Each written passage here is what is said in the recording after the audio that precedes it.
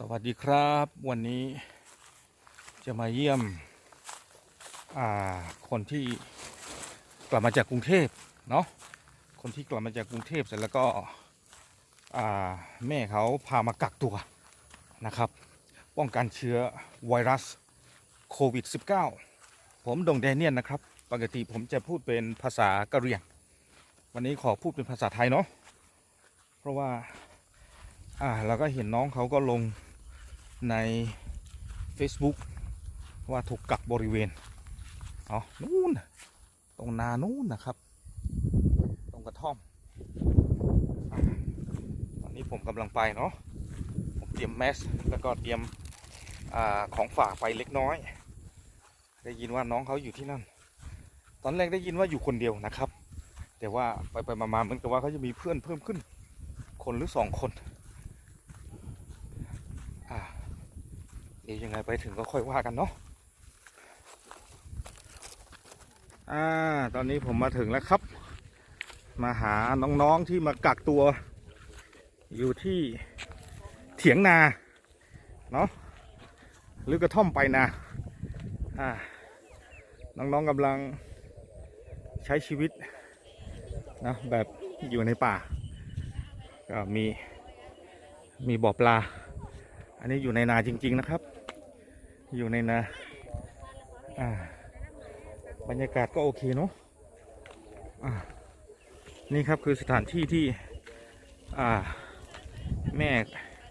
ม่ของน้องให้มาอยู่นะครับก็อยู่กันแบบนี้โอเคเดี๋ยวเราจะเข้าไปถามน้องเขาสักหน่อยเอาละครับตอนนี้ผมก็มาถึงที่นี่นะครับแล้วก็พอดีว่าได้ยินว่าน้องเขามากักตัวที่นี่เนาะใช้เวลาประมาณ14 วันก็เดี๋ยวตอนนี้เราต้องเว้นระยะห่างหน่อยเนาะเพราะตามที่รัฐบาลเขากำหนดไว้นะครับขอถามชื่อนิดนึงนะฮะว่าน้องเรียกว่าชื่ออะไรครับชื่อเดชาครับเดชาเนาะนี่กลับมาจากไหนครับกลับมาจากกรุงเทพครับที่กรุงเทพไปเรียนหรือว่าไปทำงานฮะไปเรียนไปด้วยทำงานไปด้วยครับเรียนแล้วก็ทำงานเนาะแล้วก็หลังจากที่กลับมาอยู่ที่นี่กี่วันแล้วครับวันนี้เป็นวันที่2วันที่2ยังต้องอยู่ที่นี่อีก12 วันใช่ไหมครับ12 วันแล้วก็ตอนนี้คือตัวเองไม่มีอาการอะไรเนาะไม่มีอาการไม่มีเลยครับไม่ป่วยไม่จามไม่ไอไม่มีความร้อนไม่อะไรเนาะปกติทุกอย่างครับผมโอเคก็วันนี้ก็ผมก็อยากจะนำเสนอให้พี่น้องได้เห็นเนาะว่าน้องเดชาเนี่ยคือเราจะพูดว่ายังไงเพราะว่าณตอนนี้นะครับคือคนที่กลับมาจากกรุงเทพเนี่ยทุกคนเนาะก็ต้องถูกกักบริเวณอยู่ทุกคนนะครับแล้วก็วันนี้น้องของเขาน้องก็ได้มาอยู่ที่นาเนาะมาอยู่ที่นี่ก็ทุกอย่างก็โอเคเนาะก็อาจจะลำบากเรื่องไฟฟ้าอะไรพวกนี้เนาะมันไม่มีนะฮะก็อันนี้คือเป็นตัวอย่างที่ดีนะครับเป็นตัวอย่างที่ดีเพราะว่าทางรัฐบาลเขาก็ย้ำนักหนาเนาะว่าคนที่กลับมาเนี่ยก็ควรจะกักตัวเอง14 วันนะครับวันนี้ผมก็มีของฝากเล็กน้อยเนาะก็มาเยี่ยมกันไม่รู้ว่าจะเอาอะไรมาฝากดีก็มีปลากระป๋องว่าจะซื้อไข่มาไข่ดันหมดไข่หมดจริงๆอันนี้คือไม่ได้พูดเล่นนะฮะที่เมืองแม่สอดก็ไม่มีในหมู่บ้านก็ไม่มีวันนี้ก็มีมาม่าแล้วก็มีส้มมีนมมีปลากระป๋องนะฮะครับผมครับนะอันนี้คือผมอยากจะนำเสนอว่าเนาะคือคนที่กลับมาจากกรุงเทพเนี่ยอยากจะให้ดูน้องเขาเป็นตัวอย่างนะครับคือเราจะต้องอยู่แบบนี้เนาะตามที่รัฐบาลเขากำหนดเราจะได้ยังไงคือถ้าเกิดว่า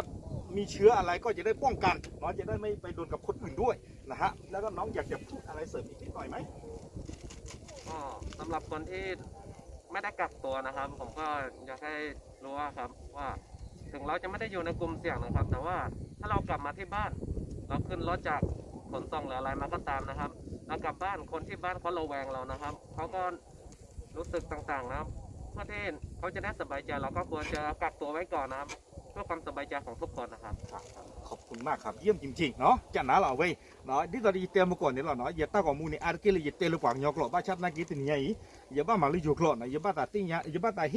เนาะตมูลก่อนเลยอยู่ที่ผ้านี้เนาะก็กว่าบ้าเวลาตั้งข้อมูลใครดีตัวเด็กติ้งอย่างเวลาปากกันย้อนนักเกเนาะกว่าตีบ้ามันตัดดิเลยนี่ว่ามันเลยมาตาลบอกก่อนที่ว่าฮักกี้ตอนนอนนี้แต่ฮักกี้ปกติที่มาเลือดจะถือผ่าตัดใจบ้าเนาะฮาเลือกปากตัวปากละฮะ ออสเซียเลตมูตกอฮีเนาะโคตรตอนนี้เนี่ยตาชุตาชามิโอนี่ก็ทอดจ่าบ้าผืดซีเนาะก็ทอดจ่าบ้าผืดลึกกับกูประกาศจีโคตรตอนเนาะบ้ากว่าโลดีควันกับอีเนาะเต้ามูนี่จันนะหรอเอาไว้ให้อุลจีบุใครเนี่ยให้อุคิดซอดีหรอเนาะก็บ้าไว้ได้ชิคิดซอดีเนาะเอาไว้เนี่ยมีได้ตาดูตาเตล่าหรือค่ะเนาะเลยเนาะที่ตมูตกอติดภาคกว่าโลเนาะกว่าโลมาโดตาล่าหรือติดไพ่อุเพนี้เนาะแต่ไม่ปกติที่มาเลยเนาะอุผ่าใจเนี่ยรีเนาะที่เราได้ดีกว่าแต่ว่ามันก่อนนี้กว่าตอนนี้อัปลีประกาศจีเนาะบ้าอยู่ได้เลยตาชุตาชักทอดจ่าเนาะaku tak tahu ni, nak tanya yang cuma dah le, awal ni mewah tak tahu tak telah kita dekat, no, juga mak kita kita kamu tanya yang saya lah, nak tak le lah.